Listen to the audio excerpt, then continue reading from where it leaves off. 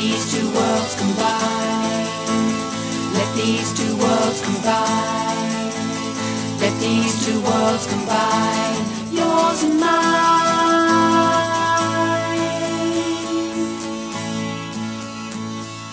This is ours together.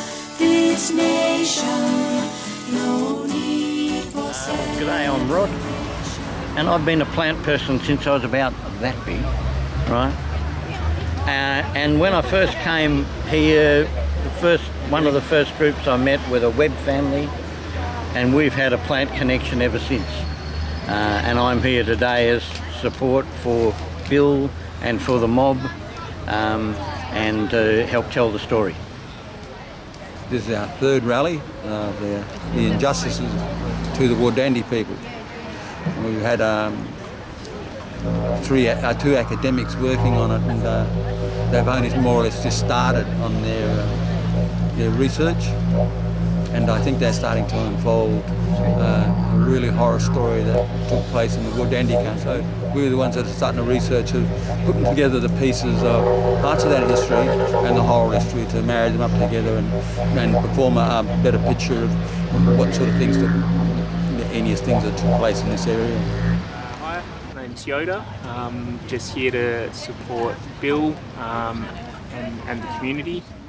Hi, my name's Steph. I'm really excited to be a part of this today. I think it's really important for community to come together and support each other. It's really beautiful to see the school kids here and to honour the past so that we can go into the future together. Thanks.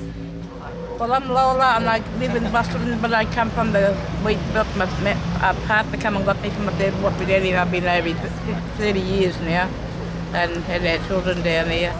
And this is the first thing I've ever seen, this thing like this here.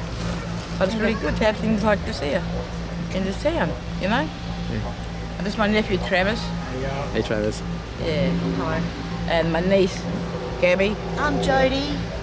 I've lived in Busselton for 27 years and I'm really excited for things like this to happen, to bring people together to understand, because history is really important and everybody needs to understand, to bring us all together. How are you? My name is John Sarah, and I'm here to support what's happening about all the speeches and about the history of here.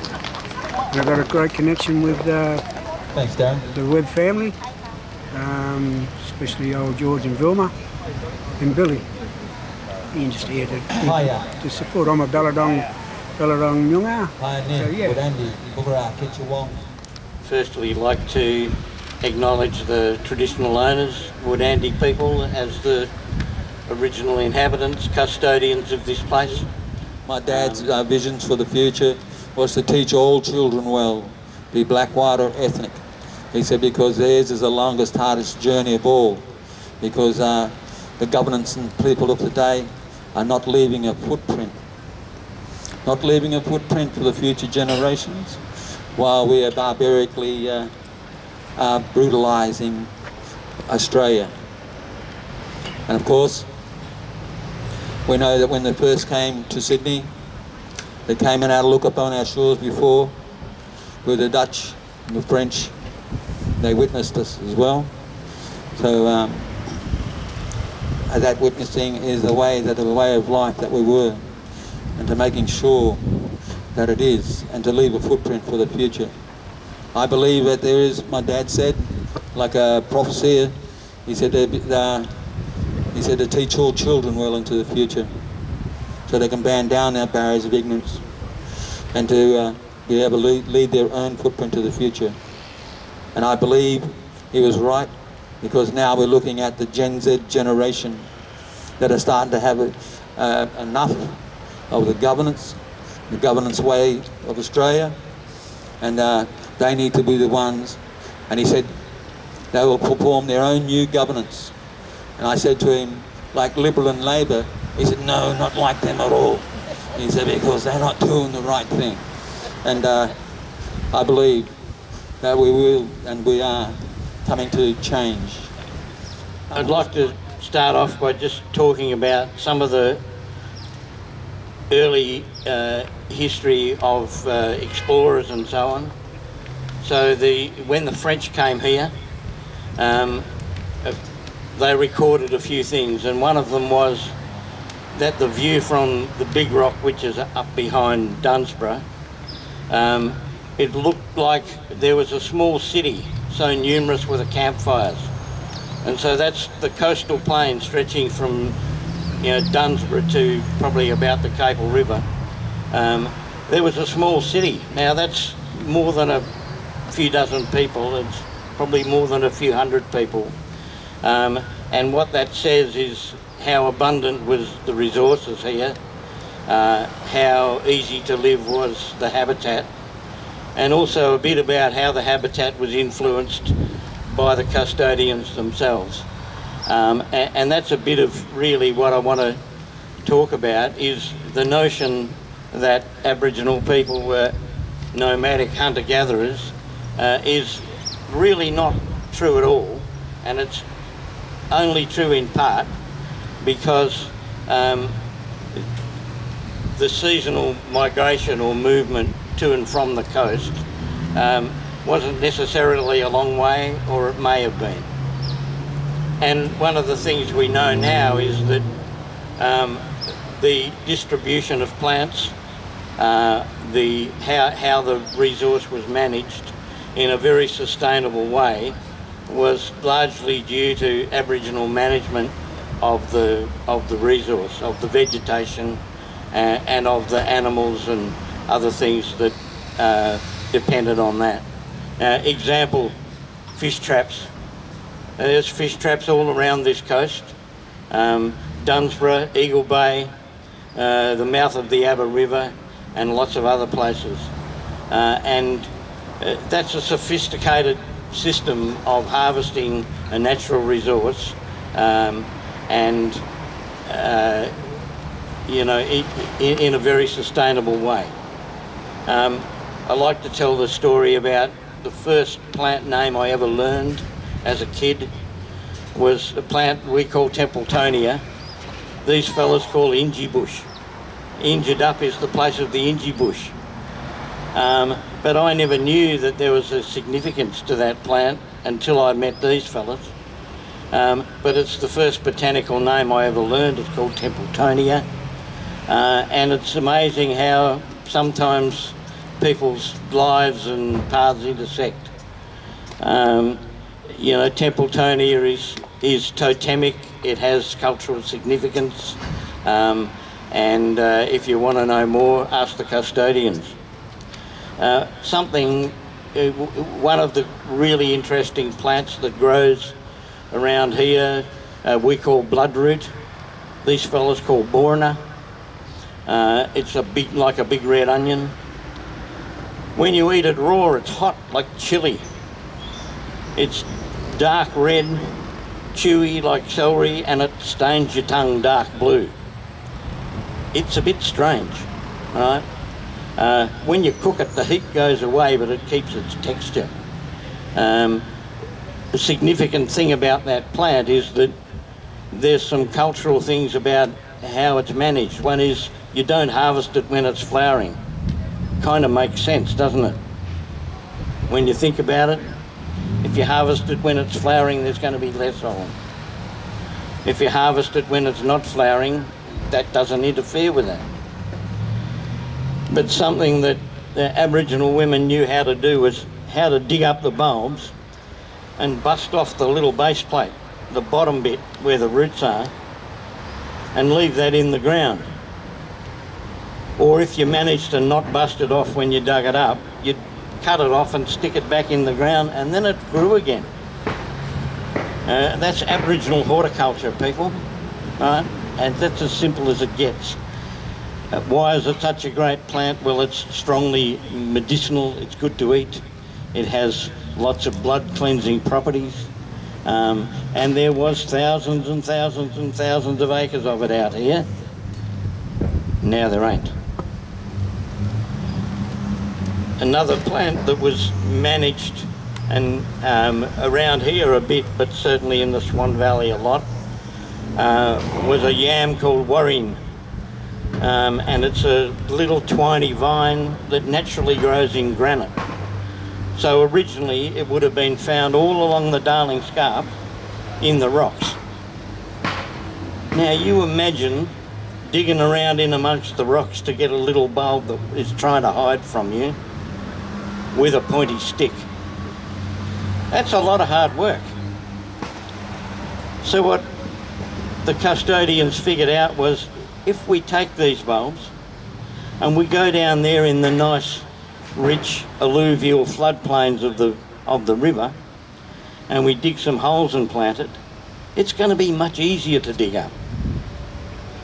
And so the early settlers recorded that there were extensive yam fields all through the Swan Valley, and they were grown in a particular way. They'd dig pits and then plant the bulbs in the bottom of the pit and then let it grow up the sides and gradually fill it in with loose friable material, so then it's easier to go back and dig up again. Aboriginal horticulture. Something that we hear about a lot is management of the land by fire. A great example of that was a year or so ago, the big fires that went through Barana. There's a significant plant that grows down there a lot we call emu plum or podocarpus. Aboriginal name Kula. And after fire, that thing was covered in fruit. It's a very strange plant. It's firstly not a flowering plant, it's an ancient conifer. It's been here since before the dinosaurs, and it has separate sexes, so only the females ever get fruit on them. But after fire, it fruits prolifically. And so that's something that would have been known and would have been managed. You burn this patch, you come back a year later, it's covered in fruit. And then you burn the next patch and the same thing happens. So I guess what I'm learning and what I'm seeing is this agrarian society not treading too heavily on the planet, very sustainably managed resources. And then what happened? We got here. So what happened was, reading the early transcripts from the settlers and verified by our historians, and you'll hear some stories about the history shortly, it was clear that the original inhabitants were generous, and so they quite happily told the invaders about their water sources, their hunting grounds, their fishing techniques and all of that. And then those were taken over, and then they couldn't get access to them anymore. So not only that, but the European concept of possession denied these fellas access to their natural medicines as well. Hi everyone. I begin today by acknowledging the Wardandi people, traditional custodians of the land on which we gather today, and pay my respects to their elders past, present and emerging. I recognise that Wardandi people have an ongoing connection to the land and waters of this beautiful place from time immemorial, and acknowledge that they never ceded sovereignty. I extend that respect to Aboriginal and Torres Strait Islander peoples here today. So I'm doing a Masters at Centre for Aboriginal Studies at Curtin University, and the topic I'm doing is the Wonnerup Massacre of 1841. But I just wanted to report on the background to the violence of the Swan River colony. So here's my report. The University of Newcastle has produced the Massacre Map of Australia, showing the locations of hundreds of sites where colonial massacres of Aboriginal people took place. On this map are several sites showing massacres on Noongar land. This map is not complete, however, and research on colonial violence in Western Australia is ongoing. Professor Lyndall Ryan, who led the Massacre Map project, hopes that the map will change the way settler Australia views its history, leading to acceptance of this history, and therefore this will help with future reconciliation between settler Australia and Aboriginal people. Essentially, settlers were stealing Aboriginal land, and when Aboriginal people resisted this invasion, settlers responded violently, killing many Aboriginal people. As Lyndall Ryan has pointed out, these massacres were later denied, and the violence of colonisation has become invisible. I invite you to hear a list of massacres and violence, mainly on Noongar land or Boodja, since Western Australia was colonised. So far, my research shows that the following colonial massacres occurred on Noongar land. In 1830, the Gallup Massacre. This is on the massacre map. In 1831, a massacre at Success Hill. In 1831, a massacre at Walyunga in the same month, and this is on the massacre map. In 1832, there was an incident at York when soldiers fired indiscriminately into a camp of Balladong Noongar people while they were sleeping. In 1832, Belia Noongar people were shot at Soldiers' Row in Roleystone. From 1833, there is a Whadjuk Noongar oral history of a massacre at Hamilton Hill. During 1833, 16 Noongar men were killed during the time that Midjigaroo and Yagan were resisting the settler invasion of their land around Perth. This is on the massacre map. In 1834, the Pinjarra massacre was led by Governor Stirling. This was the same year that the Busselton district, the vast district, Wardandi Boodja, was occupied by settlers. The Pinjarra massacre is on the massacre map. In 1836, Lieutenant Bunbury was ordered by Governor Stirling to go to the York district, and while there he shot several Balladong people. This is recorded on the massacre map. In June 1837, settlers from the vast district, as Busselton was then called, shot and killed 9 Wardandi people, members of Gaywal's family, after they killed and ate a calf. In 1837, in July, Lieutenant Bunbury was again ordered to York by Governor Stirling and conducted a massacre up there with the assistance of soldiers of the 21st Regiment and also settlers. This is on the massacre map. In 1837, at the same time, settlers in the Bass district down here on Wardandi country led a second massacre of Wardandi people after a Wardandi man called Nungandung and others speared Elijah Dawson, who was one of the leaders of the first massacre in June. He was speared in the arm. This is on the massacre map. In 1839, resident Magistrate MacLeod led another massacre at York after Sarah Cook and her child were killed by 2 Balladong men. It is important to note here that many Balladong people were indiscriminately killed by settlers, rather than the settlers going out and simply arresting the Balladong men who had committed that crime. In 1841, the Wannerup massacre was conducted by settlers from Busselton, led by Captain John Malloy and John Garrett Bussell, after settler George Lehman was killed by Wardandi leader Gaywal. Again, there was indiscriminate killing by settlers of Wardandi people, rather than the settlers simply arresting Gaywal for killing George Lehman. So this is on the massacre map. In 1857 or so, there are reports of an oral history of a massacre at Quaramut Bay at South Point.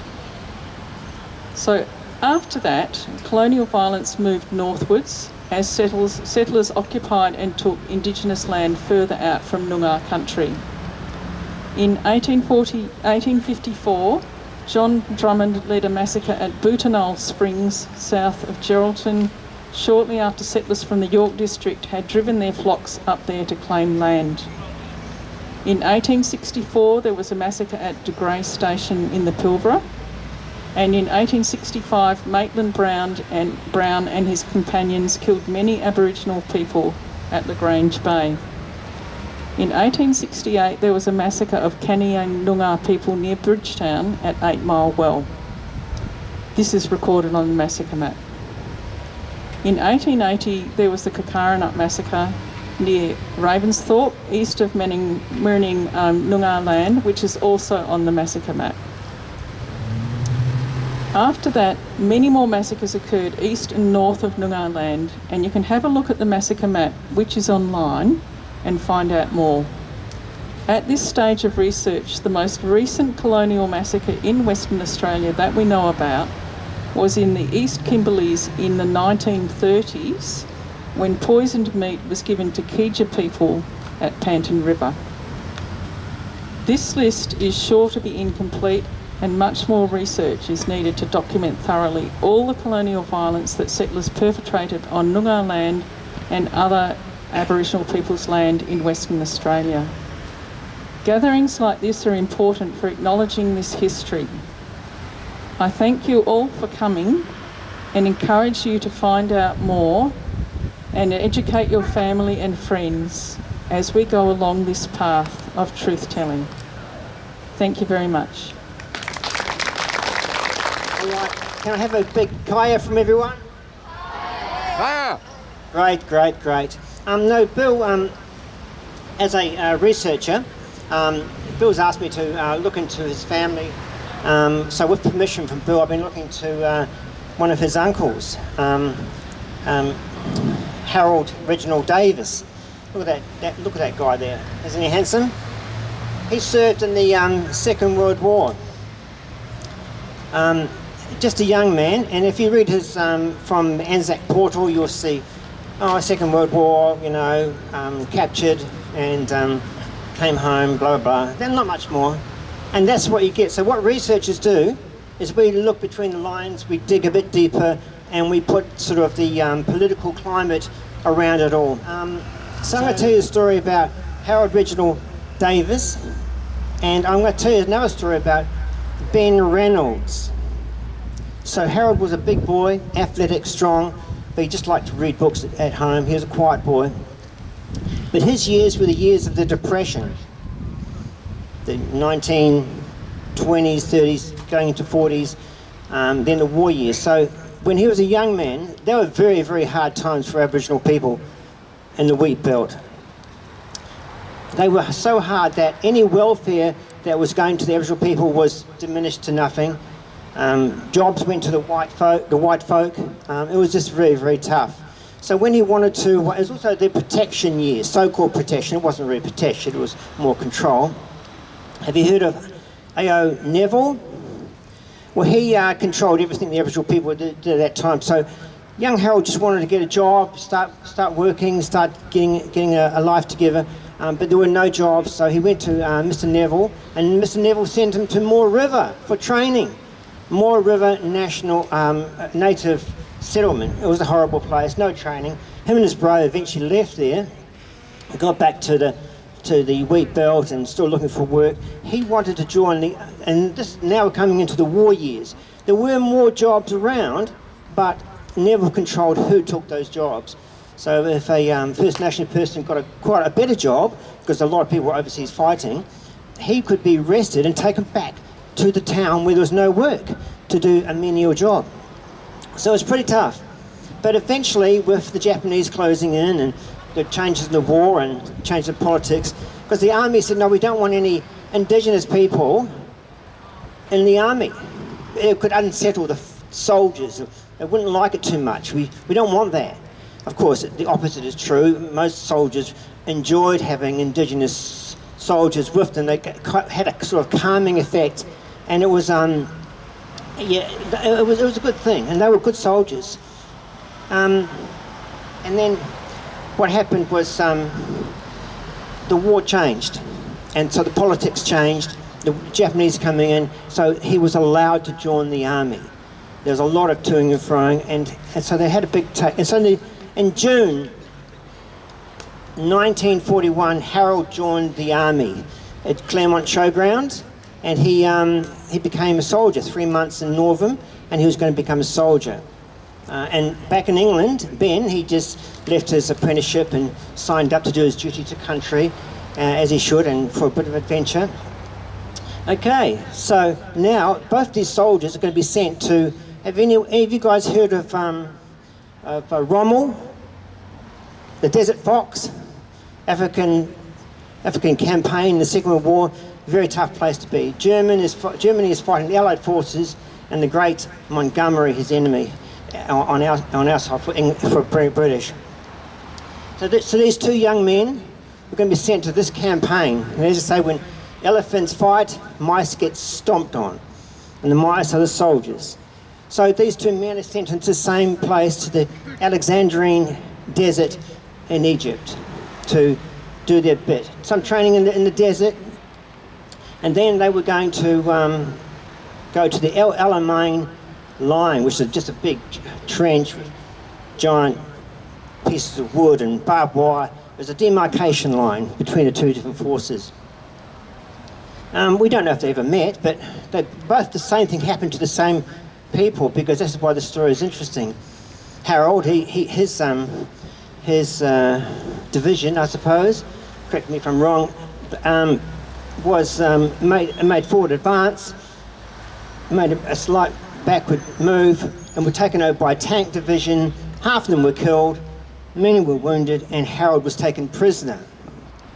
Ben, on the other hand, he was told to retreat. A very good leader, but he was left behind, got his men together, missed a truck, commandeered a truck, drove the wrong way, and drove straight into an enemy, a German camp, and was subsequently arrested or taken prisoner. 2 men were wounded in the affray and subsequently just summarily executed. So it's pretty horrible stuff. Were they in the same prison camp? We don't know.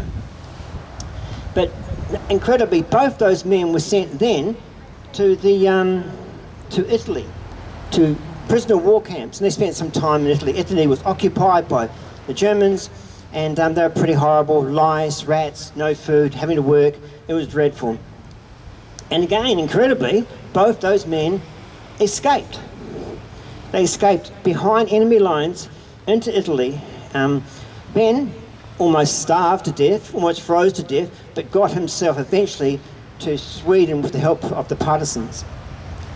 Harold, on the other hand, did the same, but he spent some time fighting for the resistance people. So, incredible story. And he got himself to Sweden. And so this is where the journey diverges a bit, to show you some of the discrimination. Ben was repatriated to England, and he incredibly got a medal for bravery, the military medal for bravery, and met and shook the hand of King Edward. And he got promoted to a lieutenant, served the rest of his time in the military, and did very well, had a very nice life. And, you know, that's great, because that's what he deserved. He did his duty. He was a great man, a good leader. Harold, on the other hand, in comparison, went back to Australia, was debunked, which means he had his uniform back in. He was not recognised by the RSL as a digger. A digger is a word we use in Australia to honour the people who have served for us, who fought for us, and it's just a funny name, but it means digging the trenches and working hard to save Australia. He wasn't recognised, he didn't do marches, he just went back to his life as a labourer. Returned soldiers in Australia and New Zealand, many places, also got land grants. A grant of a land meant you could have a farm.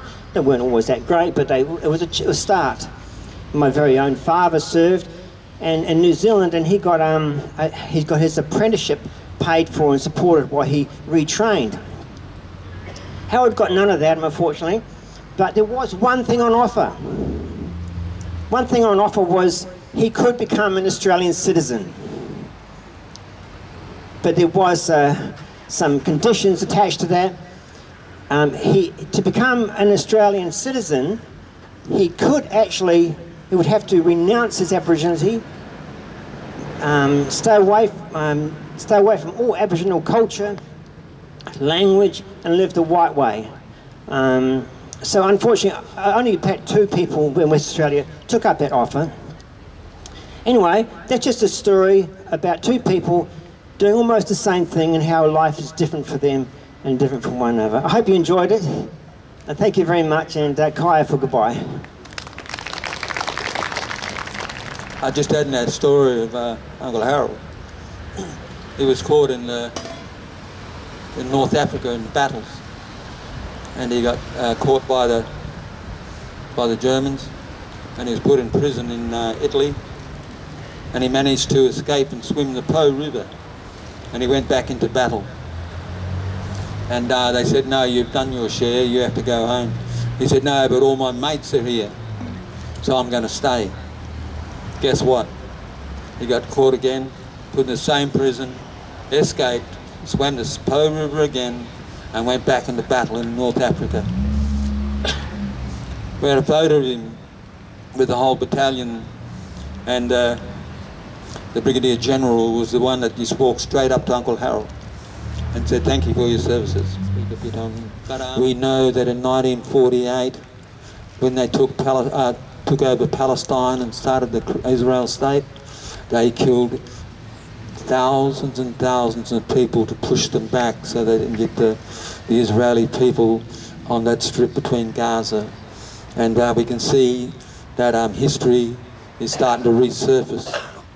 And with the support, it was England, France, and in America that invaded there and excised that land from the Palestinian people.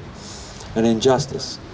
And the injustice still goes on today because they're supporting the arms to the Israelis to make sure that that sort of thing that they control, because what they've done is they need to look after what they did and took over them.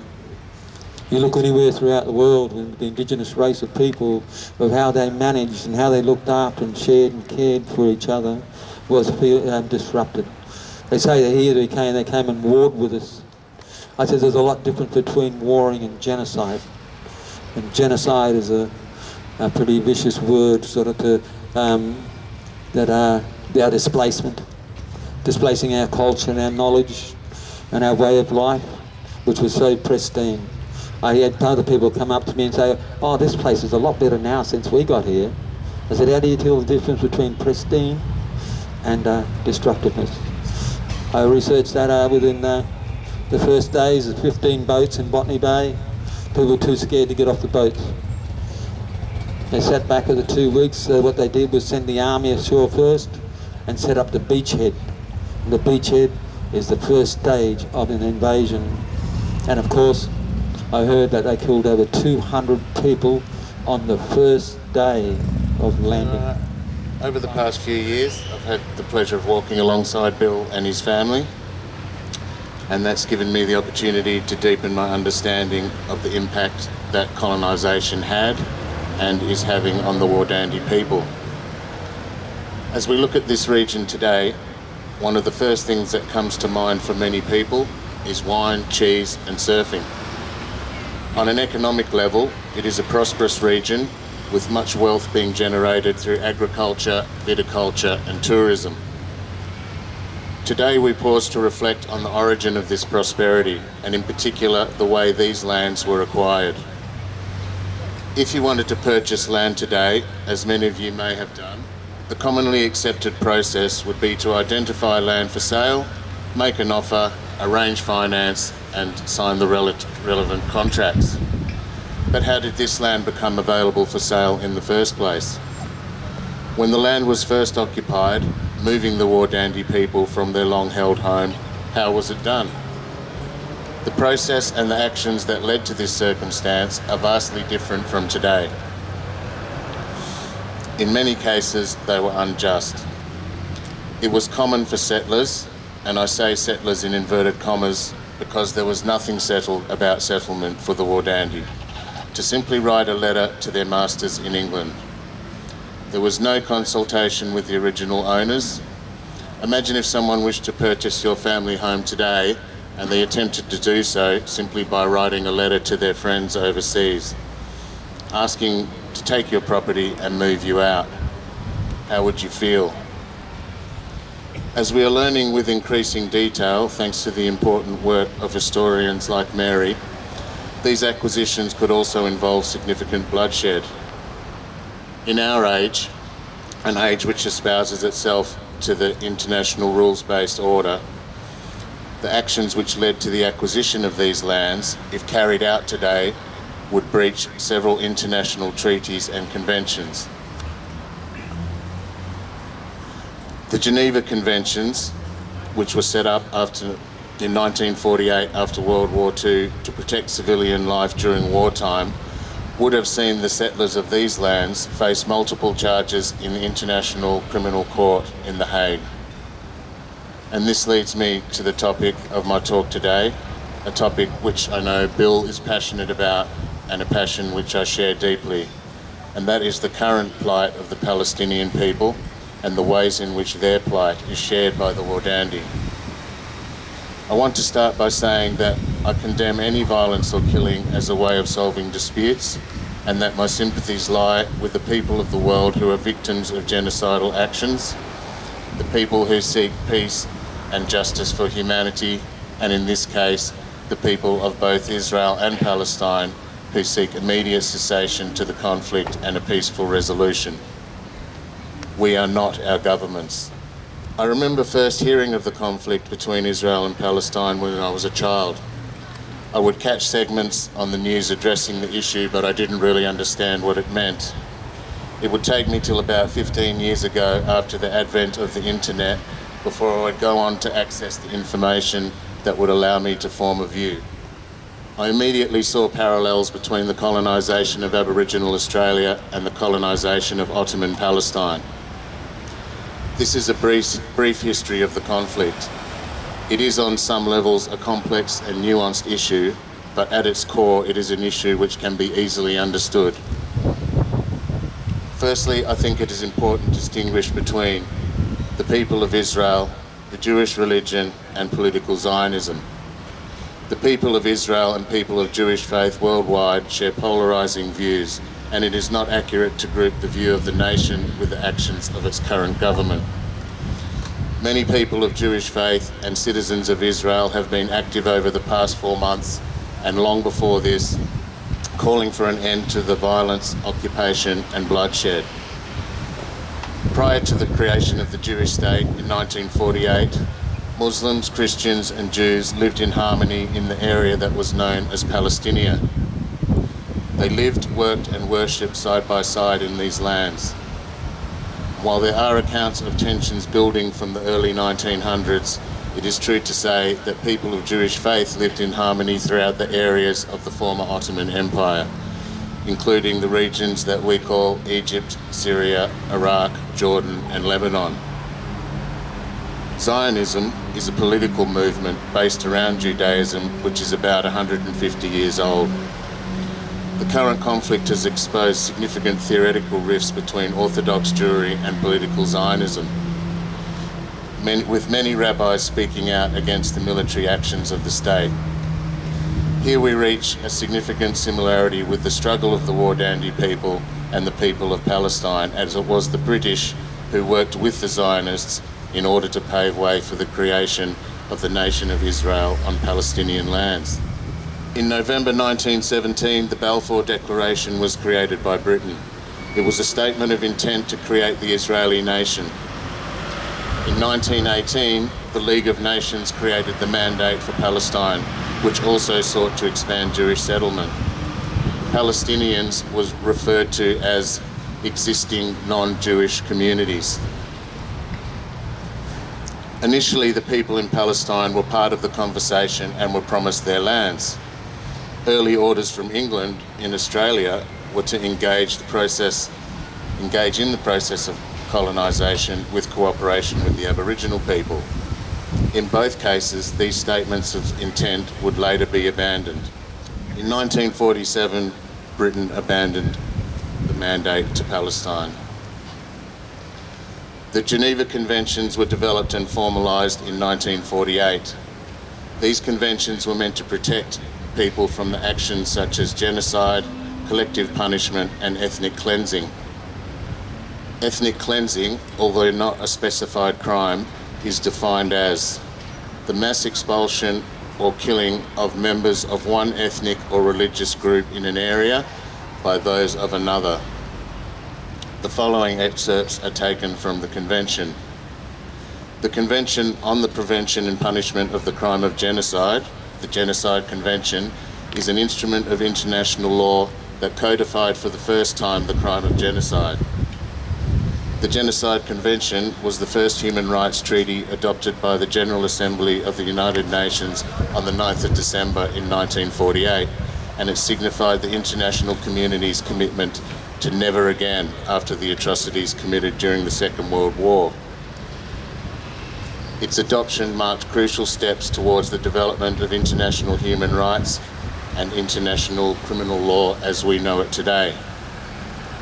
Article 2 states, in the present convention, genocide means any of the following acts committed with intent to destroy in whole or in part a national, ethnical, racial or religious group, such as A, killing members of the group, B, causing serious bodily or mental harm to members of the group, deliberately inflicting on the group conditions of life calculated to bring about its physical destruction in whole or in part, imposing measures intended to prevent births within the group, and forcibly transferring children of the group to another group. Article 3 states, the following acts shall be punishable: genocide, conspiracy to commit genocide, direct and public incitement to commit genocide, attempt to commit genocide, and complicity in genocide. The International Court of Justice recently acknowledged a prima facie case brought by South Africa against Israel alleging genocidal actions and made 6 interim orders. Unfortunately, the orders fell short of calling for an immediate ceasefire. In 1948, the United Nations also made a declaration to create the State of Israel on Palestinian lands. The enactment of this declaration is known as the Nakba to the Palestinian people, which means the catastrophe. During this event, up to 900,000 Palestinians were displaced from their traditional lands and around 150,000 were killed. The events of recent months are being referred to as the Second Nakba. You may have noticed that in recent months of the conflict, we're hearing about Israel bombing refugee camps in Gaza. What does this mean? These refugee camps are occupied by Palestinian people who were displaced during the Nakba of 1948. In 1967, a regional war broke out between Egypt, Jordan, Syria and Israel. Following these events, the United Nations made a resolution which defines the currently recognised borders for the Israeli and Palestinian states. Since 1967, the State of Israel has continued with impunity to dispossess Palestinians of their traditional lands, destroying homes, agricultural lands and causing death. We are watching a continuation of this conflict erupt before our eyes. In the past 4 months, over 30,000 civilians, 70% of whom are women and children, have been killed. Over 100 journalists, over 100 staff members of the United Nations. Schools, hospitals, universities, ambulances and civilian infrastructure have been bombed or destroyed. This conflict did not commence on the 7th of October with the actions of Hamas. This conflict has been building since the late 1800s, before the time of the Balfour Declaration. Similarities between what has taken place on these lands less than 200 years ago and what is taking place on Palestinian land are striking. They include the forceful dispossession of people from their land, the genocide or attempted genocide of a group, the ethnic cleansing of a group in part or in whole.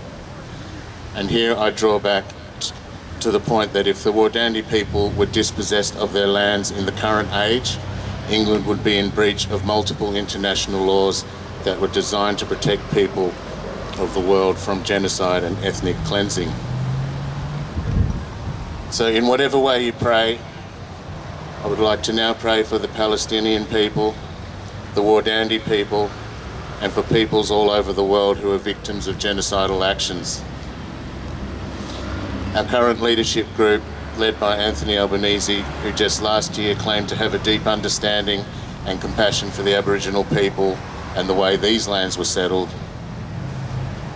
has failed to condemn the actions of Israel against the Palestinians, has failed to expel diplomats, has failed to impose sanctions, and is arguably participating in collective punishment through the withdrawal of aid to the United Nations Relief Agency servicing the Gaza Strip. The short of it is, we have a long way to go before we can call our nation and our humanity a just one. Every step on the road is important as we stand on the shoulders of giants to continue this important work, and your presence here today is part of that work, which is vitally important. Thank you.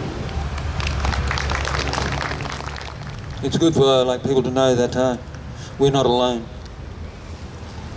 And when things, the English started to explore, all throughout the world, Spanish, French, the French were here in 1802 here. The big mistake they made, otherwise we'd be all talking French now, is that they didn't turn right and go up the Vasse River because they were looking for fresh water. And of course, where they first sort of landed, where the fish traps are, is directly in line with Wardandi House, one of the most important areas. But there's a sketch from Lesueur, it could very well be just in from the gate of Wardandi House, and how he sketched looking down through the bush, and he drew all the maya-mayas, the dwellings, and one after another. And he said there's quite a large society of people live here. Of course, when we get older, which way I should be there now, that's our retirement village, and of course in the corner of Dunsborough. So it was a lot easier for the older people to stay in one place because of the food source. Those estuary systems have so much food that you didn't have to move very far. And that one I was talking about is the fish traps from Wardandi House, and it was a series of 6. So the tide came right in, and the keyhole in it. Of course, when the water dropped away, the fish would want to escape through there. So it was aquaculture, marine science, of how they looked and how they judged by the 6 seasons, the tidal flows, and the migrations of fish. Just made it so much easier, and so much easier to hunt. And of course, the abundance was amazing. The women could go off for half an hour and gather so much food. The men go off and get a couple of kangaroos and of course visit the fish traps and all share, sit around and share. So, and they made sure that you didn't deplete anything.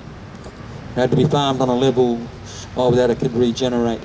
That's why they're important in the 6 seasons as well. So, but I think as climate change is changing, I think we're just about coming out of Burak.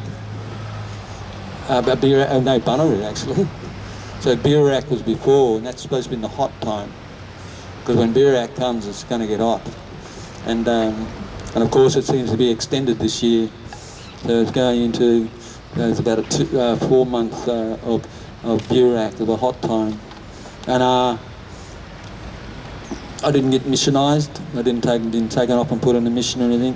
And most of the families, some of the Corbetts and the Harrises and that, and we all grew up in bag and tin huts down at Wyndham Resort. I said I grew up at Wyndham Resort before it was there, in a bag and tin hut. And I was the last one that walked out onto that road when I was 13 years old.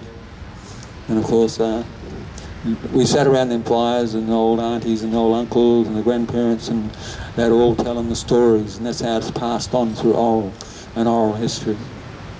And some amazing stuff of how the ways of life must have been so beautiful, and to be part of harmony with the whole complete environment. Kai mob, or as my mob say it, Yama. First of all, I want to acknowledge and pay my respects to the Wardandi people and their elders, past and present, for allowing us to come together on their traditional homeland today. I also want to acknowledge the dispossession, the murders, the rape, the pillage committed by the early settlers against the Wardandi people. I want to acknowledge the government policies like the WA Protection Act, which forced many Wardandi people off their traditional lands and onto missions, where they were force-fed Christianity and were forbidden to speak their own language and practice their own culture. I want to acknowledge the children who were stolen and the parents they were stolen from. Also, I want to acknowledge the families who avoided the missions and tried to continue their traditional way of life. Some living on the fringes of town between here and Dunsborough until the late 60s, only to be moved on without compensation, so rich white people could build resorts and mansions along what we now commonly know as the Golden Mile. Today, I'm here to acknowledge the truth. My name is Andy Dries. I'm a proud Gamilaroi Murray from the northwestern plains of New South Wales and the southwestern plains of Queensland.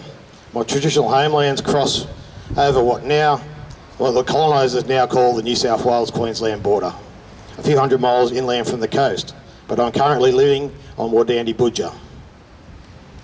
I know we're here to reflect on the Wannerup massacre, but I just want to share a story from my mob, the Gamilaroi. January 26, 1838, 186 years ago, a horrifying incident took place.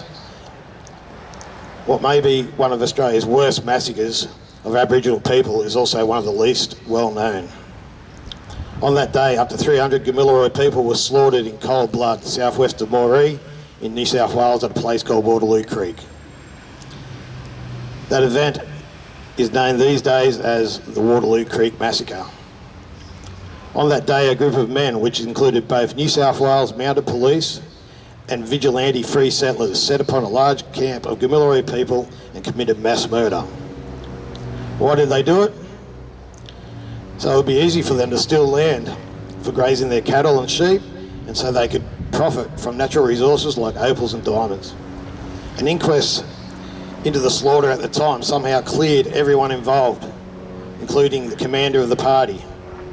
It has been claimed that it was all part of a wider campaign by the then Lieutenant Governor of New South Wales, Colonel Kenneth Snodgrass, to completely eradicate Indigenous people from New South Wales. To this day, the mass grave of the slaughter remains undiscovered. While the massacre may have happened 186 years ago, the wounds are still very raw for many Gamilaroi people, because the perpetrators' descendants are now wealthy landowners who still live in that area. That event was not the first or the last of its kind on my homelands, but despite the attempts to exterminate us, the Gamilaroi remain one of the largest mobs in the country. As we all know, the attacks and the slaughters and the atrocities were not confined just to my mob. A path of destruction spread throughout the land. Wherever the invaders went, they continued to rape, murder and steal. They continued to create genocidal and inhumane policies designed to erase our people and our culture. The Colonial Frontier Massacre map on the University of Newcastle website currently lists 430 massacres between 1788 and 1930, with more being added on a regular basis. As well as Wannerup, Gracetown, Bridgetown, Pinjarra, Swan Valley, York, Ravensthorpe and Busselton are all on the ever-growing list. We live in a society where most of the population is still ignorant to these truths. Instead of truth, we are taught a whitewashed version of history which supports the agenda of our invaders. Did you know that Lieutenant James Cook shot and wounded the first blackfella he saw in Botany Bay? Did you learn in school that the first bill passed through Parliament after Federation was the White Australia policy? Are you aware that it was once illegal for Aboriginals to be in the city of Perth unless they were lawfully employed? The Perth prohibited area was enforced from 1927 until it was abolished in 1954. Aboriginal people were required to always carry a permit, or what was then known as the native pass, if they wanted to enter Perth for any purpose, including work. My grandfather was required to carry similar paperwork at all times in New South Wales up until the late 60s. How many of you know that the blueprint for apartheid in South Africa was taken straight from the Queensland Protection Act? Yes, that's right, people. Apartheid was invented in Australia. Let that sink in. Australia has been built on a foundation of lies, which are so deeply embedded that they pollute everything we supposedly stand for. When I've mentioned to people in the past that Cook shot the first person he saw on the beach he landed on, I've actually been called a liar. But Cook wrote it himself in his own journals. Google it. Terra Nullius was the biggest lie of them all. The British lied to the rest of the world, claiming that their troopers and their convicts were apparently the first people to set foot on this island. Unbelievably, it took up until the 1992 Mabo decision for Australian law to officially recognise that we've always been here. I often wonder how they explain the skulls and the bones of our people that are still on display as trophies in museums throughout Europe. The failure of our society to recognise the injustice, the devastation and dejection felt by First Nation people is morally indefensible. Ignorance is bliss, it seems, in this country. An education system that teaches the complete, brutally honest truth in history needs to be implemented across the board. What chance does the population have when the education system brainwashes them with a whitewashed, sugar-coated version of events? The truth is out there for anyone who wants to find it. All the info that should be taught in schools from day dot is readily available for anyone looking for it. I recommend a couple of documentary series on SBS On Demand as a pretty good starting point. First Australians and the Frontier Wars, a great introduction into a more honest and open version of the invasion and its impact on the first people. Truth in history could play a big part in unifying our country if we learn it and if we accept it. Truth will allow each individual to ask themselves, how would it feel if it was me or my family who had lived that experience? A more organic or natural form of recognition and reconciliation would be the outcome of this approach. The million-dollar question is the rest of Australia ready for the truth? How will you handle the shocking, disturbing truths that have been hidden from you? Will you feel betrayed and angered when you realise that an Australian history, as you know it, is just fake news? The truth is here. It's actually not disguised. It's right there in front of you, out in the open. The truth is brutal, and that truth hurts, but is there for all to learn from. Us blackfellas, we already know the truth. As always, our stories have been passed down from generation to generation. We know how traumatic and disturbing the truth is. We've been living the truth for 236 years. Last of all, I just want to acknowledge the mob and the supporters that are here today. 236 years ago, our people represented 100% of our population. Now we're only 3%. So it's encouraging to see all you here standing beside us. Thanks so much for listening. It's been an honour to get up and here today and have this yarn. Let's keep it real so together we can all heal. Yahoo! This fella's from the Greens, isn't it? Yeah. But he's been doing a bit of documenting for us with the cameras and stuff, so in the future I think we would like to make him into documentaries and more knowledge and stories in the paper, just to educate people a bit more. Cheers. Thanks, Billy. Jerapin, good energy, strong energy. Jerapin, good energy, strong energy. It's confronting stuff, but it's wonderful that you're here. Nagala Kadich Noongar Mord, Kain Kadak Nija Boodja. We acknowledge the Noongar people as the original custodians of this land. We're also busy, it's hard to think of ourselves as being activists, but you've shown up here today. That makes you a powerful activist. And if that's all we're able to do at times, just showing up is what it's about.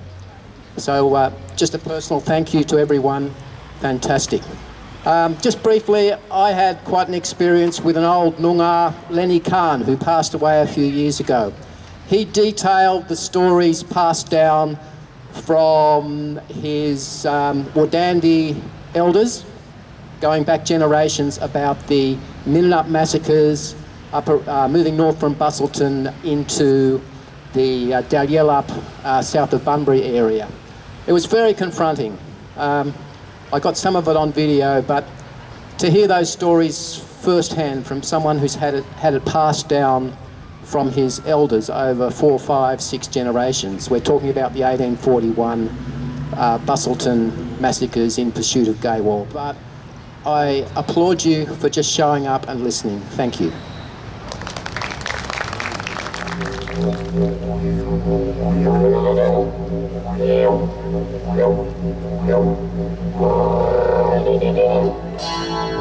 will listen and we will talk, and together we will walk into the future despite the past, reveal a culture that can last. We will listen and we will talk, and together we will walk into the future despite the past, reveal a culture that can last.